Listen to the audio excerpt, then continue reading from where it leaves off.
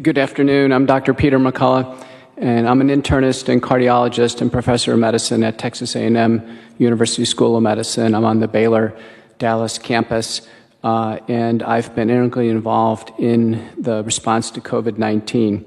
The opinions I'll express are those of my own and not necessarily those of my institution. I can tell you that in my field, I'm an academic doctor. I see patients, but I'm very involved in research. I'm an editor of 2 major journals. In my field, I'm the most published person in my field, which deals with the heart and the kidneys in the world in history. And when COVID-19 hit, I saw it as our medical Super Bowl. And there were going to be doctors like Dr. Urso coming out of wherever they worked to face the virus. And there were doctors in the hospital that just had to receive the virus. And then there were those who headed for the sidelines, and then there were those that were detractors against the pandemic. And so as I started to survey the literature, I had patients with heart and lung disease who needed urgent treatment. And I refused to let an illness, which lasted for 2 weeks at home, before they got sick enough to be hospitalized, I refused to let a patient languish at home with no treatment and then be hospitalized when it was too late. It was obvious. That was obvious in April that was the case. So I used the best tools or drugs available at the time, and these are appropriately prescribed off-label. Remember, a label is an advertising label. A label isn't a scientific document. Sure, it's an appropriately prescribed off-label use of conventional medicine to treat an illness. And in May, I put together a team of doctors because the group that was facing the pandemic to the greatest degree was in Milan, Italy, so most of them were in the Corrical Italian Research Network. We summarized all we knew about the available drugs, and we published our findings in the August 8th issue of the American Journal of Medicine. And the title of that paper was The Pathophysiologic Basis and Rationale for Early Ambulatory Treatment. And it had a premise. There's 2 bad outcomes to COVID-19, hospitalization and death. The second premise, if we don't do something before the hospitalization, we can never stop it. We can never stop it. And I have to tell you, and I was the lead author in that paper, but we had dozens of authors from Italy, India, UCLA, Emory. We had the best institutions in the United States. I can tell you the interesting thing was there was 50,000 papers in the peer-reviewed literature on COVID. Not a single one told a doctor how to treat it. Not a single one. When does that happen? I was absolutely stunned. And when this paper was published in the American Journal of Medicine, it became a lightning rod. Oh my gosh, it became the most cited paper in basically all of medicine at that time.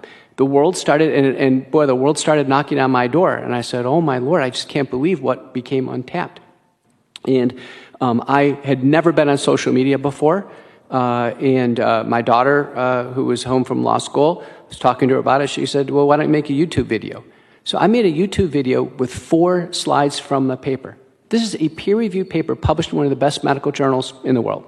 4 slides. I even wore a tie and a suit, and she showed me how to record it in PowerPoint, and I posted it on YouTube. It went absolutely viral. And within about a week, YouTube said, you violated the terms of the community. And that's when Senator Johnson's office got involved in Washington and said, oh my gosh, this is important scientific information to help patients in the middle of this crisis, and social media is striking it down. Based on what authority? Well, one thing led to another, and I became the lead witness for the U.S. Senate testimony of November 19th, 2020. And the reason why there was Senate testimony is because there was a near total block on any information of treatment to patients. A near total block. And so what had happened over time is that we had gotten into a cycle in America of no information on treatment. Patients actually think that the virus is untreatable. And so what happens is they go out to get a diagnosis. Now, I'm a COVID survivor. My wife in the galley is a COVID survivor. My father in a nursing home is a COVID survivor. You get handed a diagnostic test. It says, here, you're COVID positive. Go home. Is there any treatment? No. Is there any resources I can call? No. Any referral lines, hotlines? No. Any research hotlines? No. That's the standard of care in the United States. And if we go to any one of our testing centers today in Texas, I bet that's the standard of care. I bet that's the standard of care. No wonder We have had 45,000 deaths in Texas. The average person in Texas thinks there's no treatment. They honestly think there's no treatment. They don't even know about these EUA antibodies. You heard from a 90-year-old gentleman who got bamlanivimab. Terrific. Where's the focus? There's such a focus on the vaccine. Where's the focus on people sick right now? This committee ought to know where all these monoclonal antibodies are. They ought to know where all the treatment protocols are. They ought to have a list of the treatment centers in Texas that actually treat patients with COVID-19. So I led the initiative. The second paper was published in a dedicated issue of Reviews in Cardiovascular Medicine. Now I had 57 authors, including Dr. Urso, Dr. Emmanuel, lead doctors in Houston, San Antonio, all over. And it was another worldwide paper, and now we have it updated, integrated. So yes, we use drugs to affect viral replication. The antibodies are terrific. We can use intracellular anti-infectives in that box. We use corticosteroids and inflammatory drugs. The best anti-inflammatory drug is colchicine. You've probably never heard about it. In the largest, highest quality randomized trial, over 4,000 patients, double-blind randomized placebo-controlled trial, there's a 50% reduction in mortality. No word of it. None. Complete block to anybody, colchicine. How can that be? How can that be? And then the most deadly part of the viral infection is thrombosis. So I have always treated my patients with something to treat the virus, something to treat the inflammation, and something to treat thrombosis, just as Dr. Urso had. And I have very, very sick patients, and I've lost 2. But I have to tell you, what has gone on has been beyond belief. How many of you have turned on a local news station or a national cable news station and ever gotten an update on treatment at home? How many of you have ever gotten a single word about what to do when you get handed the diagnosis of COVID-19? No wonder. That is a complete and total failure at every level. Okay, let's take the White House. How come we didn't have a panel of doctors assigned to put all their efforts and stop these hospitalizations? Why don't we have doctors who actually treated patients get together in a group and every week give us an update? Why didn't we have that? Why didn't we have that at the state level? 0. Why don't we have any reports about how many patients were treated and spared hospitalizations? From all the, I listened to 6 hours of testimony today. 0. 0. We have a complete and total blank spot on treatment. It is a blanking phenomenon. At least in the United States, there's some heroes. Now, the American Society of Physicians and Surgeons took the lead. They're the group. They've identified 35 treatment centers in Texas. They know who they are. They have emergency hotlines. They helped Dr. Hall put together this very brief pamphlet, but there's more an extensive one. We can pass it around to everyone that at least gives people half a chance to find out about information, okay? This is a complete and total travesty to have a fatal disease and not treat it. Now, the National Institutes of Health and the Infectious Disease Society of America started putting out guidelines in the treatment of COVID-19, and to this date, they nearly exclusively deal with the hospitalized patient. The 2 papers that I have published as the lead author and supported by wonderful people by Dr. Urso are the only publications in the peer-reviewed literature that tell doctors how to treat COVID-19 as an outpatient based on the support of scientific information. The only 2. The Home Treatment Guide by the American Physicians and Surgeons is the only source of information available to patients on how to treat COVID-19 at home. The only source. So what can be done right here, right now? There's going to be more people that die in Texas, and it's an absolute tragedy. How about tomorrow? Let's have a law that says there's not a single result given out without a treatment guide and without a hotline of how to get into research. Let's put a staffer on this and find out all the research available in Texas, and let's not have a single person go home with a test result with their fatal diagnosis, sitting at home, going into 2 weeks of despair before they succumb to hospitalization and death. It is unimaginable in America that we can have such a complete and total blind spot. I blame the doctors for not stepping up. Where was the medical society stepping up and putting effort on this? How about from the federal and state agencies? There never was a single bit of group collaborative effort to stop the hospitalizations. Nobody even kind of thought about it. Bob Hall had me on a teleconference in April or May, and we're like, wait a minute. How come, where's UT Southwestern? I'm a graduate of UT Southwestern. Where's A&M? Where's the rest of the universities? How come we're not stopping this? How come we are not stopping this? But it gets worse, because in the paper I published in December of 2020, you know what he did? I had a terrific doctor from Brazil. We went through country by country by country and just asked the question, what are other countries doing? When was the last time you turned on the news and ever got a window to the outside world? When did you ever get an update about how the rest of the world is handling COVID? Never. What's happened in this pandemic is the world is closed in on us. There's only one doctor whose face is on TV now. One. Not a panel. Doctors, we always work in groups. We always have different opinions. There's not a single media doctor on TV who's ever treated a COVID patient. Not a single one. There's not a single person in the White House task force has ever treated a patient. Why don't we do something bold? Why don't we put together a panel of doctors that have actually treated outpatients with COVID-19 and get them together for a meeting? And why don't we exchange ideas? And why don't we say how we can finish the pandemic strongly? Isn't it amazing? Think about this. Think about the complete and total blind spot. So what happened? I can tell you what happened. What happened in around May, it became known that the virus was going to be amenable to a vaccine. All efforts on treatment were dropped. The National Institutes of Health actually had a multi-drug program. They dropped it after 20 patients, said we can't find the patients. The most disingenuous announcement of all time. And then Warp Speed went full tilt for vaccine development. And there was a silencing of any information on treatment. Any. Silencing. Scrubbed from Twitter, YouTube. Can't get papers published on this. We can't even get information out in our own medical literature on this. There's been a complete scrubbing. So this program has been one of try to reduce the spread of the virus and wait for a vaccine. And when we vaccinate, all efforts have to be on vaccination. And probably if I had 4 hours of vaccination on here. Think about it as we sit here today, the calculations in Texas on herd immunity.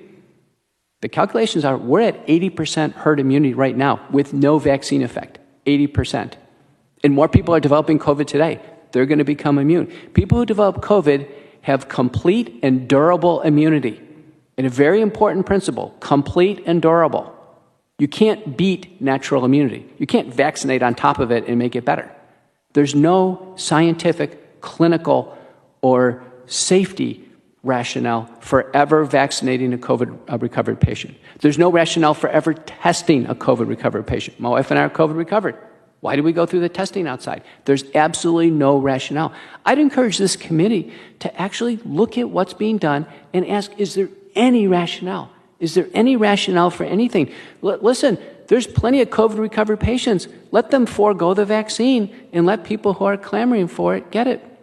But at 80% herd immunity, in the vaccine trials, fewer than 1% in the vaccine and the placebo actually get COVID, fewer than 1%. The vaccine's going to have a 1% public health impact. That's what the data says.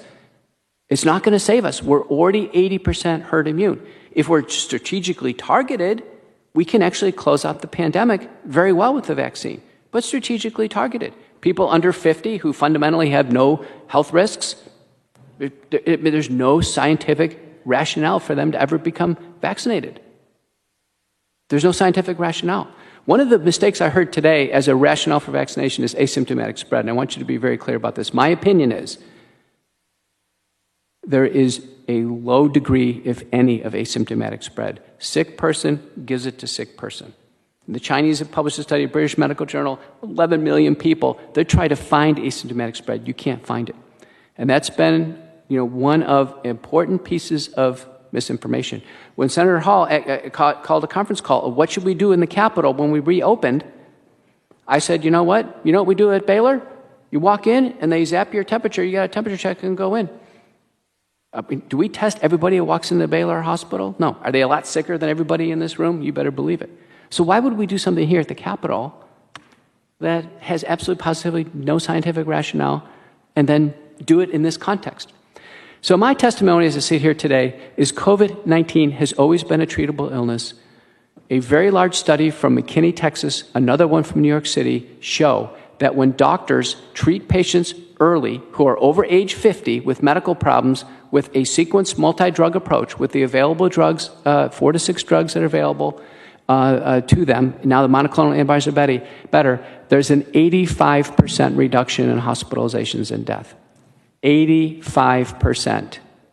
85%. I want you to remember that number, 85%. We have over 500,000 deaths in the United States.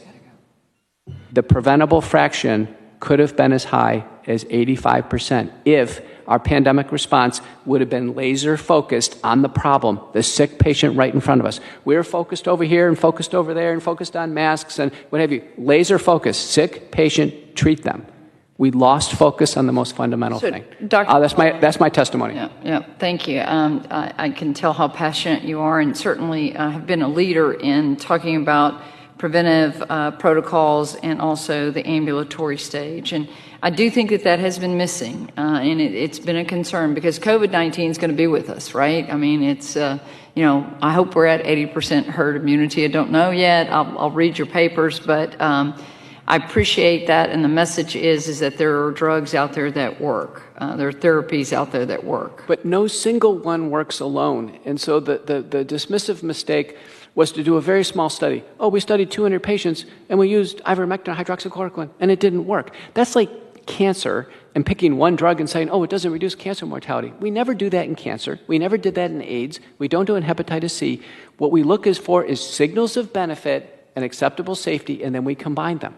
And that's all we've done. So, but this independent declaration, drug by drug, that drugs don't work, has been, and that's on us. That's been our medical house. That's been a giant error that we've made on our side. We never should have expected single drugs to reduce mortality, but drugs in combination against a fatal and viral infection, we should have. This entire session is learn from lessons. I know we're running short on time.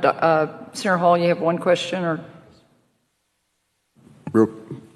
Real quick, I'd asked the question earlier when Dr. Hellestat was here about the idea that fits in with what you've talked about, is that when we test someone, rather than just give them, yep, you're positive, you're negative, be on your way, that we at least provide them information of what we know out there can be used, not trying to play the role of doctor out there. Do you agree with Dr. Hellestat's interpretation that should not be done because it's setting up a doctor-patient relationship and simply informing people or providing with over-the-counter drugs so that we could possibly have the early treatment for these folks rather than wait till they show up in the hospital? We could at least have a physician group approved a guide. The AAPS guide has been used in over 500,000 cases in the United States. In fact, the early treatment is probably what prevented us from overflowing the hospitals in the last quarter of the year. When I testified, I said, listen, we're on track, and I was very convinced of this, we're on track of overflowing our hospitals. Our break point was 135,000 in the hospitals in the United States. We hit 128. Now, the curve started going down long before the vaccine. So I can tell you herd immunity, long before the vaccine showed up, started to go down. But the early treatment kicked up. Ivermectin use skyrocketed. Hydroxychloroquine, monoclonal antibodies, as much as we can push them. Sadly, the monoclonal antibodies are still sitting on the shelf in a lot of places. But committees like this ought to be saying, listen, where are those monoclonal antibodies? Are we stocking them at the nursing home? What are the big nursing home chains? What are the big urgent care chains in Texas? And what are they doing? What are their early treatment protocols? These are blank spots. I bet nobody here has even thought about this. This is really low-hanging fruit that we can tackle. The bottom line is a lot of doctors have checked out, and when patients call them, they say, I don't treat COVID.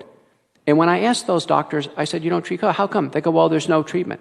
I said, but do you call them 2 days later to see how they're doing? No. So what's that? That's not I don't treat COVID. That's I don't care anymore. That's a loss of compassion. So we have a crisis of compassion in our country in the medical field. That's in our house right now. But for every doctor that's ever told a patient that they don't treat COVID, okay, but did they call them 2 days later and help them get oxygen or see how they're doing? If the answer is no, that's the Hippocratic Oath going out. And that's on us. And I'm telling you, we have a real self-check to do in the House of Medicine.